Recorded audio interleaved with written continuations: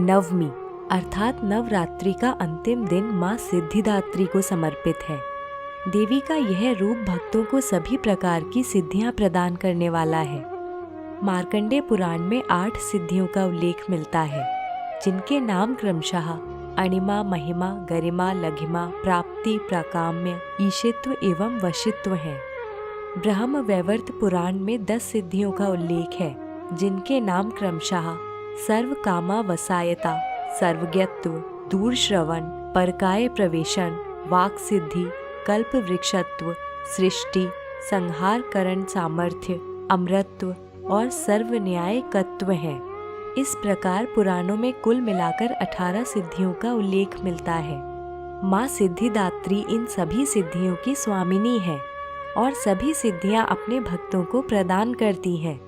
देवी पुराण के अनुसार सिद्धिदात्री की कृपा से ही महादेव शिव को सभी सिद्धियों की प्राप्ति हुई थी और इनकी कृपा से ही शिव जी का आधा शरीर देवी का हुआ, जिस कारण शिव जी अर्धनारीश्वर नाम से प्रसिद्ध हुए।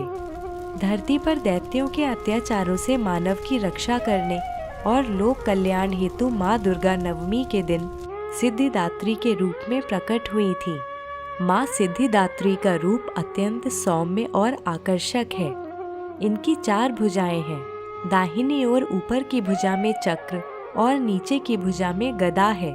बाईं ओर ऊपर की भुजा में शंख तथा नीचे की भुजा में माँ कमल धारण करती हैं।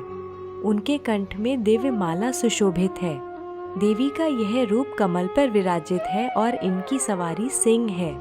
दुर्गा सप्तशती में अनेक स्थानों पर सिद्धिदात्री का उल्लेख मिलता है।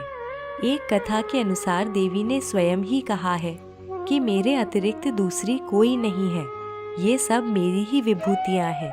इसके पश्चात सभी देवियाँ देवी सिद्धिदात्री के शरीर में प्रविष्ट हो गईं। तब देवताओं और दानवों के युद्ध के चलते देवी और शुंभ राक्षस के मध्य भी भयंकर युद्ध छिड़ गया।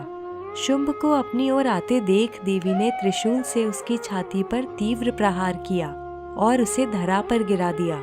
इस प्रकार देवी ने शुंभ का वध किया, जिसके परिणाम स्वरूप समस्त संसार प्रसन्न चित्त हो उठा। नदियां अपने मार्ग पर बहने लगी और उत्पात सूचक मेघ एवं उल्कापात भी शांत मुद्रा में आ गए। आइए अब जानते हैं कि माँ सिद्धिदात्री की पूजा कैसे की जाए। सिद्धिदात्री का ध्यान मध्य कपाल में किया जाता है। भक्तों को सिद्धिदात्री की पूजा पूरे विधि विधान से अपने परिवार के कल्याण हेतु करनी चाहिए। इनके वरदान से बुद्धि, सिद्धि, बल और सुख की प्राप्ति होती है और घर में प्रेम भाव का आगमन होता है। प्रतिदिन की भांति शुद्धता, स्वच्छता और पवित्रता का ध्यान रखते हुए विधि विधान के साथ कलश और देवी का पूजन करें। पूजा में सुगंधित पुष्प, खीर या हलवा और श्रीफल अवश्य रखें और देवी को प्रेम भाव से अर्पित करें। देवी का पूजन करते समय बीज मंत्र ह्रीम क्लीम ऐं सिद्ध्यै नमः का 9 से 11 बार उच्चारण करें। अब एक हवन कुंड तैयार करें, जिसमें आम की लकड़ियां, हवन सामग्री और कपूर का प्रयोग करके अग्नि प्रज्वलित करें। अब हवन में 108 बार हवन सामग्री और घी की आहुति दें।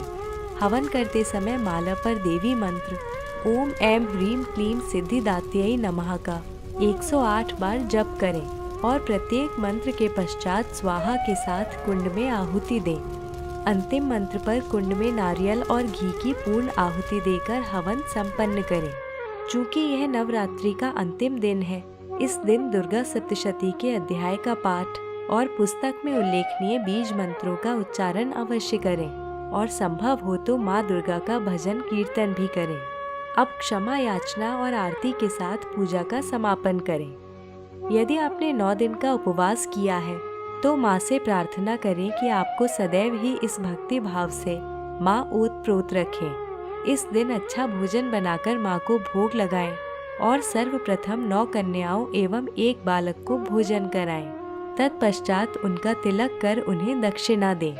अब देवी को प्रेम भाव से स्मरण करके यह भोजन स्वयं ग्रहण करें और इस प्रकार आपका नवरात्रि उपवास और पूजा संपन्न हुए। जो जौ के बीज प्रथम दिन बोए थे, वो गमला अगले दिन चौकी से हटाकर घर में कहीं और रख दें और चौकी को पूर्णतया हटा दें। यदि संभव हो तो संध्या में प्रतिदिन माँ की आरती करते रहें। इससे घर में समृद्धि और शांति का आगमन होगा। और मित्रों, इसके साथ समाप्त होती है हमारी नवरात्रि सीरीज। हम लेकर आते रहेंगे आने वाले पर्वों से संबंधित अनेक जानकारियाँ, इसलिए हमारे साथ जुड़े रहिए और Amazon स्टोर पर द डिवाइन टेल्स के पेज को विजिट कीजिए। यहाँ से आप इस फेस्टिव सीजन के लिए बहुत सी वस्तुएं ऑर्डर कर सकते हैं। धन्यवाद।